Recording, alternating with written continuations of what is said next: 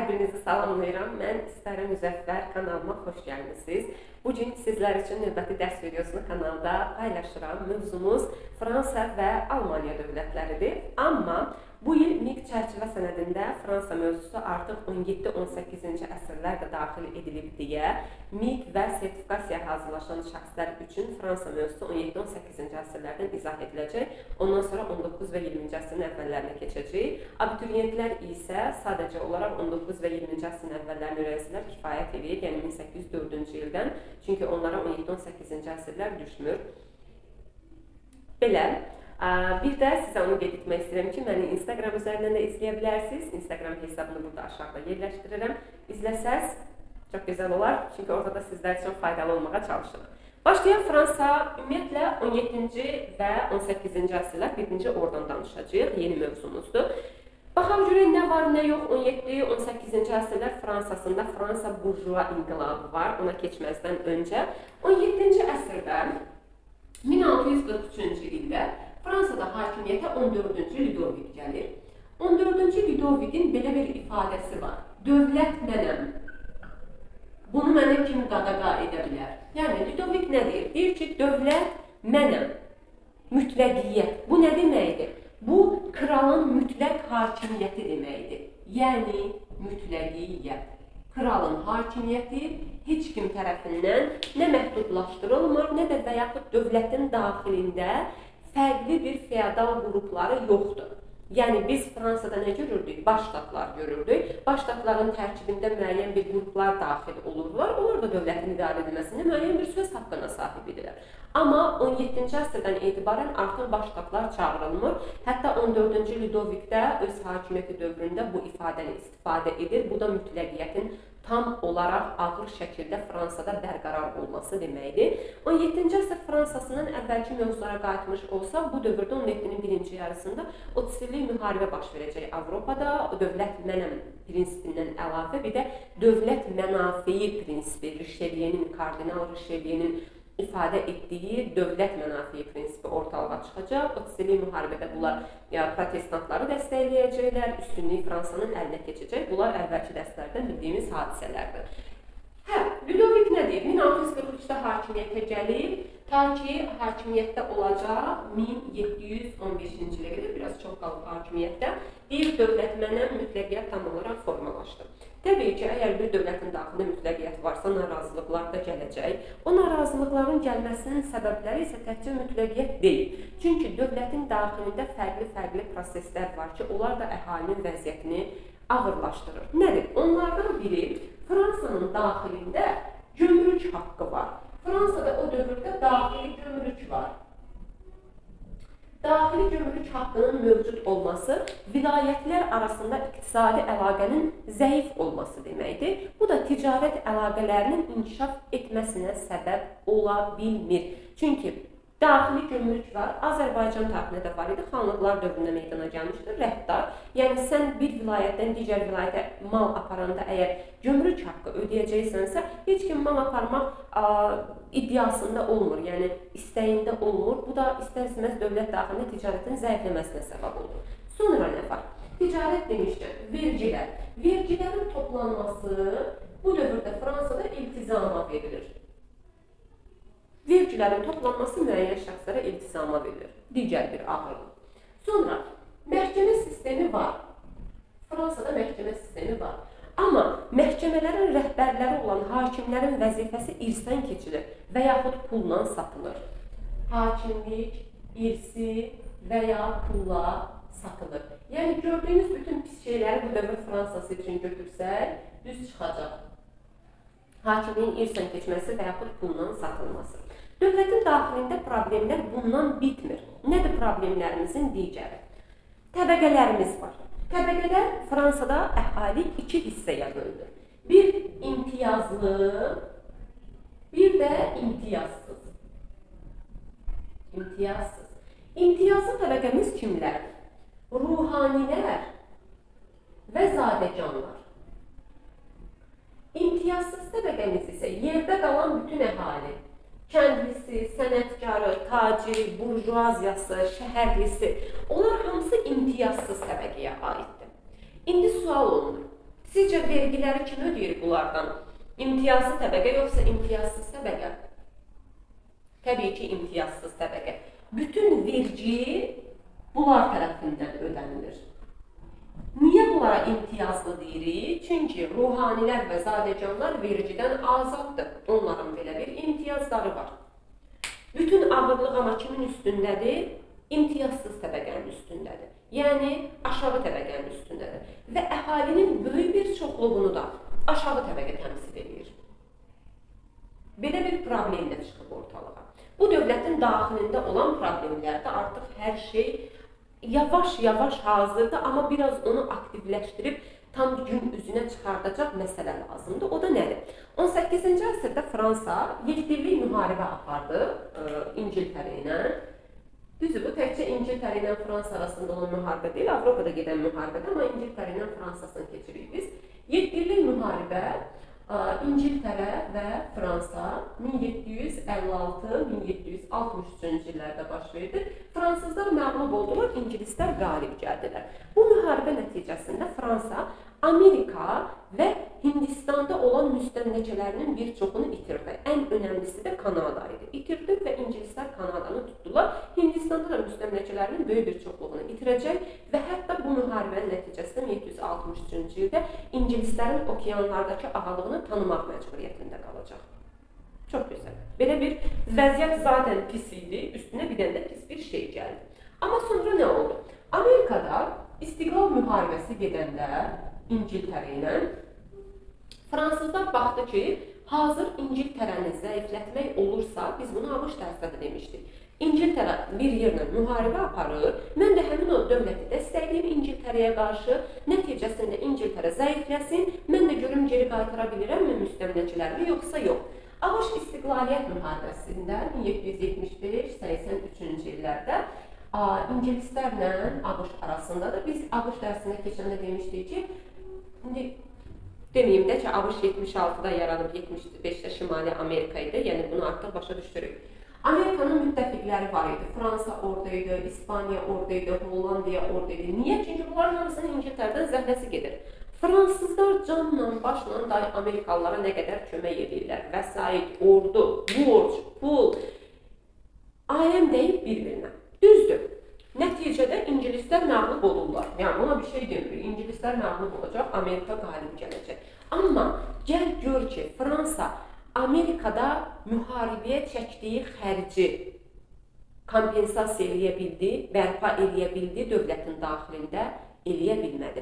Müharibə 83-cü ildə bitəcək, 89-da 6 ildən sonra bizim burjua inqilabımız başlayacaq. Niyə? Çünki onsuz da aktiv bir prosesimiz var idi, narazılıq var idi onsuz da. O narazılığı üçün bardağı taşıran son damla nə olacaq? Bax, bu proseslərdən sonra dövlətin daxilində mən ora o qədər borc qoymuşam, borcumu götürə bilmirəm, mənə pul lazımdır. Pulu hardan götürəcəm? Vergidən. Vergini kimlər ödəyir? Bu yazıqlar ödəyirlər. Vergini mən neynəməliyəm? Artırmaq üçün baş ştatlar çağırmalıyam. Burada da belədir, kral baş ştatlardan əlavə, yəni əhali ilə razılaşır, elə vergini də artırır. Baş ştatlarda da kimlər var? Ruhanilər, zadəcanlar, bir də yerdə qalan digər əhali. Və absurdluq nədən ibarətdir? Baş ştatlarda 3 dənə qrup var. Yalnız səs vermə haqqı bu 2 qrupun əlindədir. Tutaq ki, mən kralam. Deyirəm ki, kral, yaxşıcadım kralam. Mən kralam, baş ştatları çağırmışam. Gəlin o hissəyə keçək, oradan belə də danışaq. Ümumiyyətlə, anladığı ziddiyyətlər nəyə görə baş verdi? Bir bu. Bir də bu hissəyə keçməzdən öncə maarifçilərdən də danışım qısa şəkildə, ondan sonra rahat burjua inqilabından danışaq. Çünki burada girdimsə inqilaba girmiş oluruq, o da ki, maarifçilər kənarda qalmasın. Maarifçilik var Fransada, burada qısa bir yerdə sizin üçün qeyd edəcəm. Fransada maarifçilik rahatdır, rahat yadınıza saxlayacaqsınız. Necə? Kiçik ipucularla necə yadda saxlanmalıdır deyəcəm və sizin üçün hər bir şey aydın olacaq. Biz İngiltərədə də maarifçilik görmüşdük. Çünki biz 17-ci əsrdə İngiltərədə burjua inqilabı görmüşük. Orada da maarifçilər var idi. Amma bir fərq ondan ibarət idi ki, İngiltərədə maarifçilik kral hakimiyyətdən devriləndən sonra meydana gəlmişdi. Yəni, inqilab bitəndən sonra meydana gəlmişdi. Yəni, kral zaten hüquqları məhdudlaşdırılıb, devrilib, yəni maarifçilik kralın arxasından danışmağa nə var? Onsuz da bu rejimin dayaqları zəiflədilib. Yəni, mən ona deyərəm ki, Fransadakı maarifçilərə, mən maarifçilər deyirəm ki, bu adamlar mütləqiyyətin mövcudluğu dövründə mütləqiyyəti kəskin tənqid ediblər. Məsələn, kim? Montesquieu. Montesquieu nə deyir? Bu adam mütləqiyyətə qarşıdır. Deyir ki, mən mütləqiyyətə qarşıyam. Kralın tək başına hakimiyyətinə qarşıyam. Bax, Montesquieu mütləqiyyətə qarşıdır. Soruşurlar, ay Montesquieu, bəs nətər biz dövlət quraq özümüzə? Mütləqiyyəti istəmirsənsə, nə istəyirsən? Deyir, baxın İngiltərəyə. İngiltərədə nə var? Parlamentli monarxiya var. Yəni, məhdud kral hakimiyyəti var. Mən də istəyirəm ki, kral hakimiyyəti məhdud olsun. Məhdud monarxiyanı dəstəkləyir. Məhdud monarxiya. Montesquieu, məhdud monarxiya.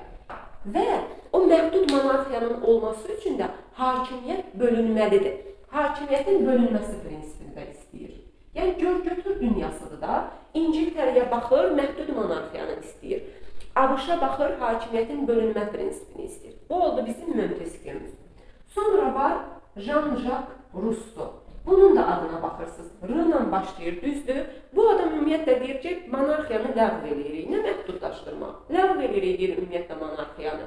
Ləğv elədik, bəs nə yaradacaq? Respublika yaradırıq, deyir dövlətdə. Respublika. Rousseau, Respublika. Sonra bir dənə də Voltaire'miz var. Voltaire'də vicdan azadlığı. Nə deməkdir bu? Vicdan azadlığı. Vicdan azadlığı ümumiyyətlə sözün mənası insanların sərbəst din seçə bilmək azadlığı deməkdir. Və Voltaire'də vicdan azadlığı məsələsini yadda saxlayırıq. Vicdan azadlığının nə demək olduğunu, dinlə bağlı olduğu bir şeyi yadımızda saxlayırıqsa, deməli Voltaire neyiniyir? Voltaire'də dinə qarşı mübarizə aparır. Voltaire vicdan azadlığı deyirsə, deməli dinə qarşı mübarizə aparır. Yəni deyir, o söhbət var idi əvvəldən ki, kral hakimiyyəti Tanrı tərəfindən papalara göndərilir. Papalar da onu krallara verirlər. Deyir, belə bir şey yoxdur. Yoxdur, inanmıyorum belə bir şeyə. Vicdan azadlığı və kilsəyə qarşı, dinə qarşı mübarizə aparır. Bu da Voltaire'in, maarifçi Voltaire'in fikirləridir.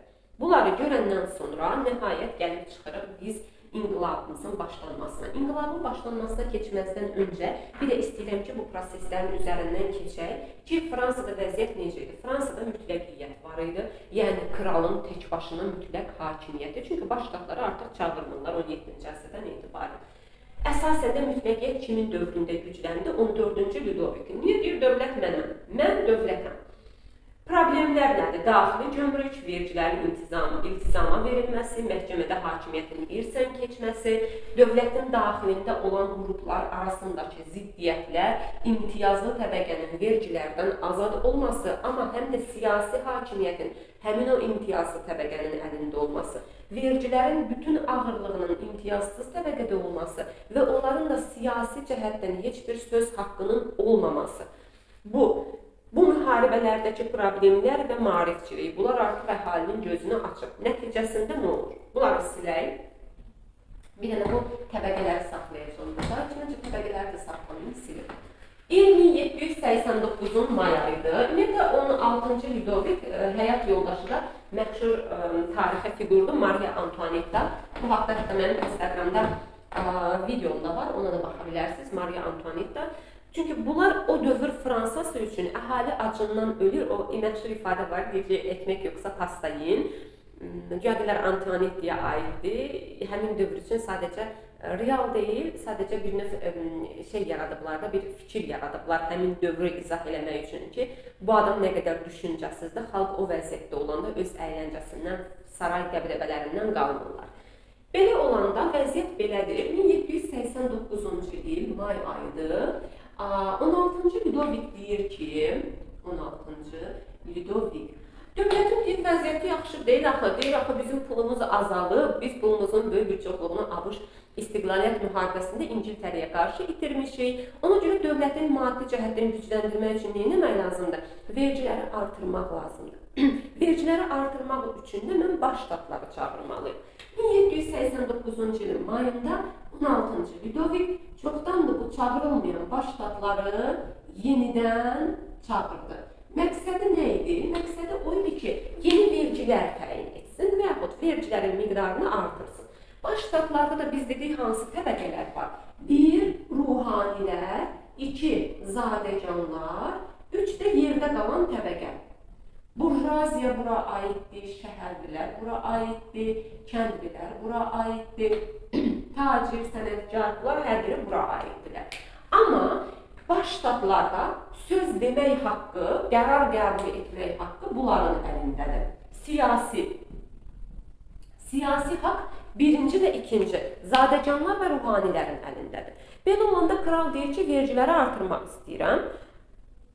Ruhanilər, zadəganlar deyir ki, lap yaxşı artıraq da nə veclər, nə vergiləri onlar vermirlər axı. Bu üçüncü təbəqə deyir ki, başa düşmədik bir dəqiqə. Biz elə bilirik ki, bizi bura çağırmışsınız ki, nəsə bir söhbət olacaq, bizə də nəsə bir hüquqlar verəcəksiniz. Ona görə, yoxsa elə vergiləri artırmaq üçün çağırmışsınızsa, biz buna etiraz edirik, qəbul eləmirik. Və orada tərk edirlər baş ştatları may ayında özlərini Milli Məclis adlandırırlar.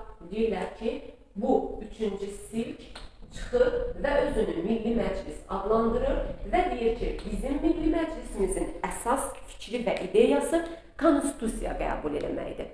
Deyir, biz nə edəcəyik? Konstitusiya qəbul edəcəyik və konstitusiyada bütün insanların hüquqlarını bərabərləşdirəcəyik. Soruşsaz, fransızlar bunu hardan öyrəndilər? Hardan gördülər ki, belə bir şey var? O ki, getmişdilər ABŞ-a kömək etməyə istiqlaliyyət müharibəsində. ABŞ-ın orada istiqlal bəyannaməsi var idi axı. Həmin o istiqlal bəyannaməsində nə dedilər? Dedilər ki, xalq hakimiyyətin mənbəyidir. ABŞ istiqlal bəyannaməsində qeyd edildi ki, xalq hakimiyyətin mənbəyidir. Belə olanda bunlar dedi ki, oradakı xalqdır, buradakı xalq deyil, bizim xalqa hakimiyyətin mənbəyi olacaq. Və ona görə 1789-cu ilin mayında 3-cü təbəqə baş ştatlardan ayrıldı, özlərinin Milli Məclis elan edilər və dedilər ki, biz Milli Məclis olaraq konstitusiya qəbul edəcəyik. Bu proses artıq inqilabın başlanması deməkdir. Niyə? Çünki krala qarşı çıxdılar. Krala qarşı çıxdılar, konstitusiya qəbul etmək istəyirlər. Çox gözəl. Kral da təbii ki, boş durmayacaq, kral da onlara qarşı mübarizəyə başlayacaq. Amma bu inqilab iştirakçılarının Bastiliya qalasını tutması, Bastiliya qalasında hökumətə qarşı çıxış edən siyasi məhbuslar həbs olunmuşlar. Bastiliya qalasına hücum edirlər, Bastiliya qalasını tuturlar, Bastiliyanı azad edirlər, siyasi məhbusları buraxırlar və bu inqilabın ilk qələbəsi hesab edilir.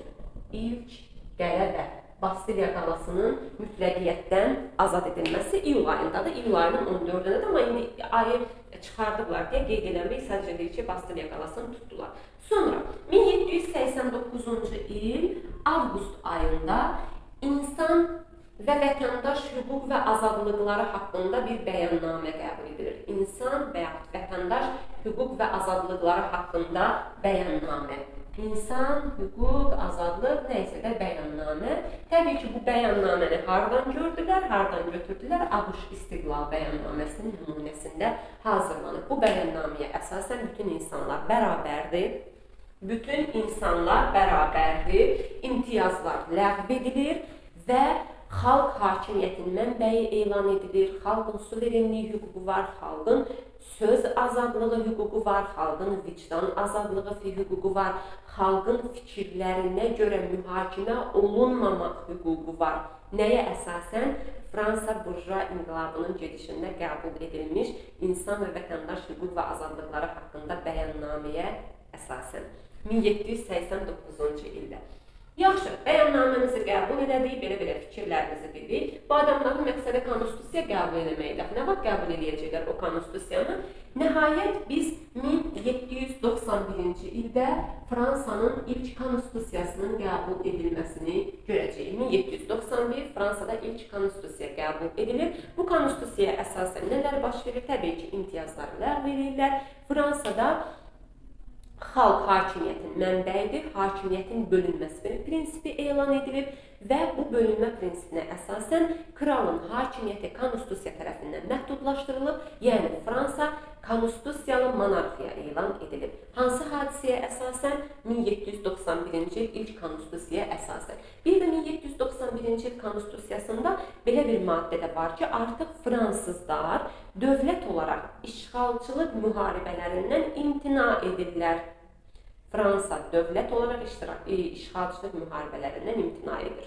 Çox önəmli bir şeydir. Ümumi sonda bu burjua inqilabı falan var da fikirləri də qeyd edəcəm. 1791 ilk konstitusiyamız qəbul edildi.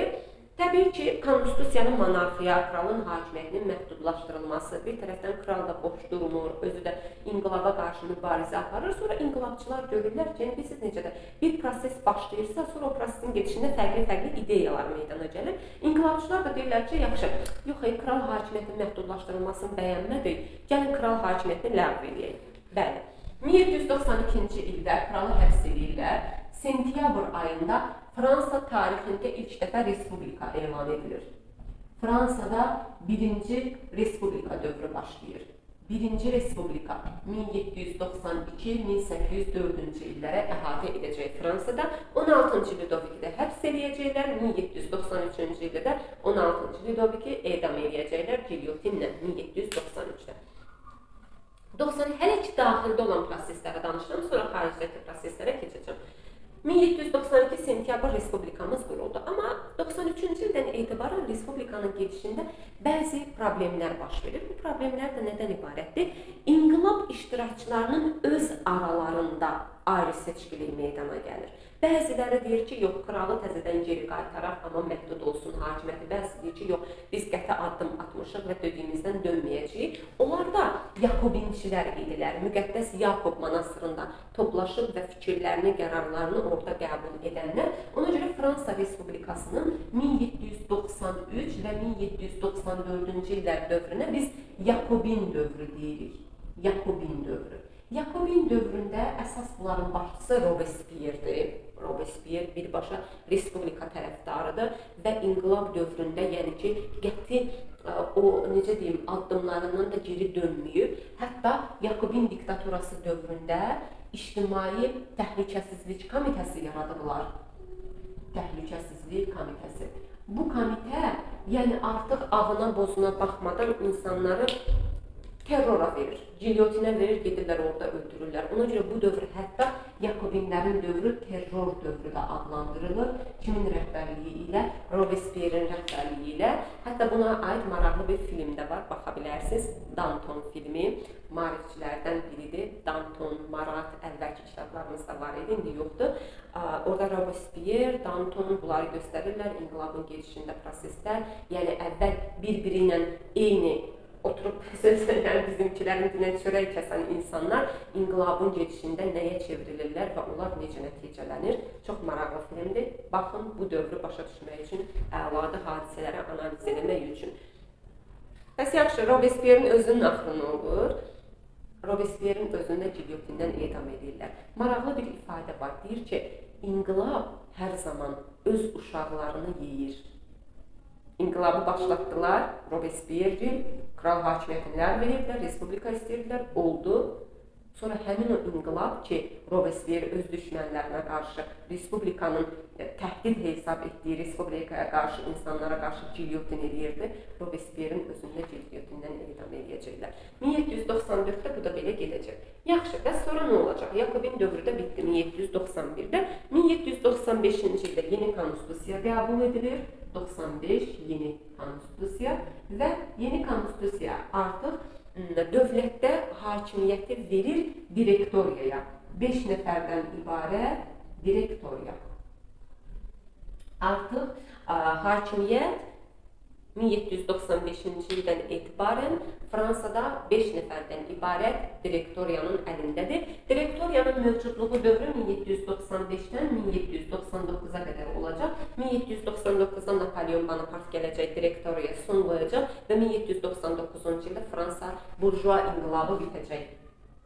Son inqilab da bitdi.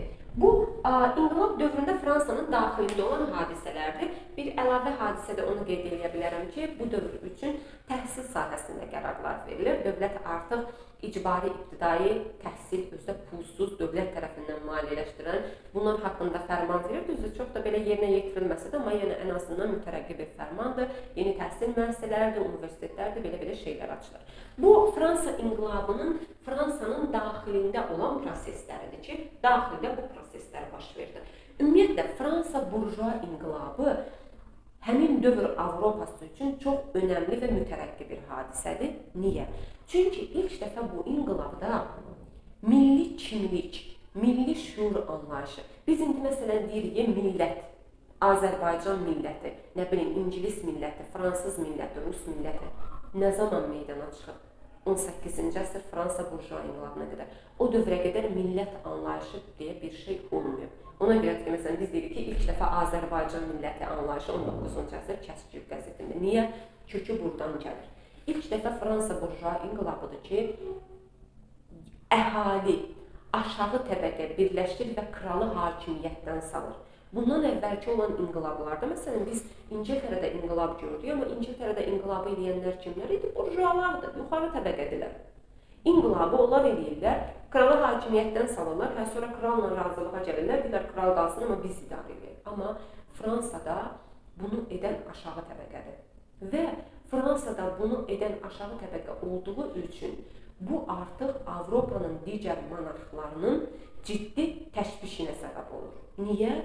Çünki adamlar kralı devirdilər, edam elədilər gilyotinlə. Kim zəmanət verə bilər ki, sabah o söhbət İngiltərəyə keçməyəcək, Prusiyaya keçməyəcək, İspaniyaya keçməyəcək. Hamısı sərhəddədirlər, yayılır axı, fikirlər yayılır, fikrin qarşısını ala bilmərsən. Fikrin qarşısını almaq olmaz, fikir yayılır. Və bir də görəcəksən, İspaniyada da eyni şey oldu, İngiltərədə də eyni şey oldu. Belə olanda biz artıq keçirik prosesin xarici dövlətlər tərəfindən necə görülür o hissəsinə. Bu daxili proseslər idi, daxili prosesləri qoyduq kənara. Məsələn, 1791-ci ildə Fransa konstitusiyasında dedi ki, Fransa Respublikası işğalçı müharibələrdən imtina edir. Çox gözəl. İmtina eləsin. Avropa dövlətləri də rahat dedilər ki, bizlik deyil onsuz da, bunlar öz daxillərində bir-birlərini qıracaqlar. Bizim nə agentimiz var? Amma sonra gördülər ki, yox, məsələ o deyil, məsələ daha ciddidir, məsələ daha böyüdür. Bunlar kralı həbs elədilər, kral hakimiyyətini ləğv elədilər. Ümumiyyətlə, kral deyilən bir şey qalmadı Fransada. Kral hakimiyyəti getdi və yerinə respublika gəldi. Ona görə təşvişə düşüblər. Təşvişə düşməklərin haradan görürük? 1792-ci ildə Avropa dövlətləri Fransaya qarşı koalisiya qururlar.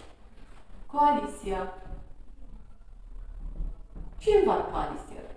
Təbii ki, İngiltərə, başda, Avstriya, qonşulardır da hamısı. Prusiya, bunlar Alman dövlətləridir. İspaniya, Hollandiya, Rusiya. Təşvişdədirlər. Bütün Avropa monarxları təşvişdədirlər ki, bizə də gəlib çıxacaq bir şey, koalisiya qururlar. Və onlarla Fransa arasında gedən müharibələrə bu dövrdə koalisiya müharibələri deyilir. Məsələn, başlayırıq 1792-ci ildən. 1792-ci ildə və bilirsiniz, gülməli olan nədir? Həmin dövrdə bu dövlətlər özləri də yaxşı deyil araları bir-birləri ilə. Yəni ki, Avstriya ilə Prusiyanın arası yaxşı deyil, Rusiya ilə Prusiyanın arası yaxşı deyil, İngiltərənin arası yaxşı deyil, amma məcburdular ki, Fransaya qarşı birləşsinlər. Ona görə də koalisiya müharibələri başlayır və baxaq görək bu müharibələrin gedişində biz nələr görürük? Fransızlar kimləri, harda və necə məğlub eləyəcək? 1792-ci ildə, 1792-də Fransa ilə Avstriya arasında müharibənin başlanması koalisiya müharibələrinin başlanğıcı hesab edilir. Bu müharibənin başlanğıcında Fransa ordusu nisbətən zəif təşkil edilmişdi, əsasən könüllülərdən ibarət idi. Ona görə uğurlar əldə edə bilmir. Yəni, zəif uğurlar əldə edilir. Amma 1793-cü ildən artıq Fransada ümumi səfərbərlik haqqında qərar qəbul edilir və bu ümumi səfərbərliyə əsasən əhalinin böyük bir çoxluğu vətəni müdafiə etmək üçün Avropa dövlətləri ilə döyüşmək üçün orduya yazılırlar və bu dəfə artıq bilirsiniz necə bir şey baş verir. O vaxta qədər kralların özlərinin ordusu var idi, krallarla müharibə edirdilər. Amma bu dəfə Avropa krallarının ordusuna qarşı Fransanın yerli xalqı, aşağı təbəqəsi mübarizə aparır. Bu da yəni həmin dövr üçün Avropada görülməmiş bir hadisə idi. 1792-ci ildə Fransa Avstriya ilə müharibə apardı, koalisiya müharibələri başladı. 1795-ci ilə yaxınlaşanda 93-94-cü ildə Fransanın hərbi qələbələri daha da irəlilədi. Reyn çayının bir hissəsi, sərhəd boyu bir hissəsi, bir də Hollandiyanı işğal etdilər fransızlar. Hadisə belə olanda 1795-ci ildə, markerlərimi də biri yazır, biri yazır. 1795-də Fransa ilə Avropanın 3 dövləti arasında müqavilə imzalandı. Deməli, bu dövlətlərimiz Fransanın Avropanın 3 dövlətləri arasında müqavilə imzalanır. İmzalanan dövlətlərimiz Prusiya, İspaniya, bir də Hollandiyadır. Bu dövlətlər deyirlər ki, tamam, biz artıq yoxuz, biz çəkilirik, Fransa ilə müqavilə imzalayırlar və Fransadakı hakimiyyəti rəsmən tanıyırlar. Söhbət gedir nə zamandan? 1795-ci ildə. Amma İngiltərə ilə Avstriya, bunlar deyirlər ki, yox, biz mübarizəmizi aparacağıq. Biz Fransa ilə mübarizəni aparacağıq, onu tanımırıq, onunla müqavilə imzalamırıq. Fransa deyir ki, yaxşı. Həmin dövrdə də direktoriya dövründə Fransa ordusuna rəhbərliyi Napoleon Bonaparte edir. Napoleon Bonaparte gedir, İtaliyanın şimalını tutur, burada Avstriyanı məğlub edir və İtaliyanın şimalını Avstriyanın əlindən alır. 1796-97-ci illərə düşür. 96-da da amma ilin də vermirlər bizə indi. Ona görə də biz də ilin qeyd eləmirik. Elə bilin ki, bu hadisədən sonra, 95-ci ildən sonra Avstriya ilə mübarizə aparacaq və İtaliyanın şimalını ələ keçirmiş olacaq. İtaliyanın şimalını ələ keçirdikdən sonra Avstriyanı da belə məğlub edilər. Bir dənə qalır İngilislər. İngilislərlə mübarizəni necə aparaq? İngilislərlə mübarizə məsələsində fransızlar ümumiyyətlə Misri tutmaq istəyirdilər. Çünki İngiltərənin Hindistanla əlaqələrinə zərbə vurmaq istəyirdilər. 1798-ci ildə Napoleon Misrə hücum edəcək fransızlar. Düzdür, Misri tutacaqlar. Misri tutur Napoleon. Amma Misrə görə İngilislər və Osmanlılar birləşirlər və fransızları Misirdən çıxartmaq uğrunda mübarizə aparırlar. 1799-cu ildə Napoleon bu mübarizə məğlub olur, əsəbləşir. Hətta Napoleon Misirdə olanda Rusiyanın köməyi ilə Avstriya təzədən qayıdıb Şimali İtaliyanı tutmuşdu. Napoleon əsəbləşir 1799-da Misirdən qayıdır, məğlub olur, qayıdır. Belə gəlir ölkədə direktoriyanı da sonlandırır. 1799-da hakimiyyətinə keçirilir öz əlinə. Nəysə, o indi sonraki mövzu hissəsində danışacaq. 1798 məsələləri bunlardan ibarətdir. Ən sonda nə baş verir? Ən sonda baş verən məsələ odur ki, Avstriyada artıq məğlub olur, Rusiyada məğlub olur və son qalır bizdə İngiltərə. İngiltərə son ana qədər, ta ki 1802-ci ilə qədər Fransa ilə mübarizəni davam elətdirir. Amma 1802-ci ildə Fransa ilə İngiltərə arasında müqavilə imzalanır. Bu müqaviləyə əsasən Fransa deyir ki, mən Misirdən çəkilirəm. İngiltərə deyir ki, yaxşı, onda mən də səni tanıyıram ki, sən belə bir dövlət qurmusan, belə bir konstitusiyan var, belə bir idarəçiliyin var, mən buna bir şey demirəm. 1802-ci ildə Fransızların İngilislərin müqaviləsi. Bu qədər. Fransanın 17-18-ci əsr bitdi və mənə elə gəlir ki, biraz böyük video oldu. Ona görə bunu ayrı paylaşıram. 19-20-ci əsrin əvvəlləri Fransa və Almaniyada ayrı paylaşacağım. Bir də inqilabla bağlı nə deyəcəyim? Avropada həmin dövr üçün yeganə inqilab işi tamamilə qələbə ilə başa çatır və hakimiyyət tamamilə keçir feodalların, yəni burjuaziyanın əlinə, kral hakimiyyəti də getdi. Bu qədər. İzlədiyiniz üçün təşəkkür edirəm. Növbəti videolar görüşənə qədər sağ olun.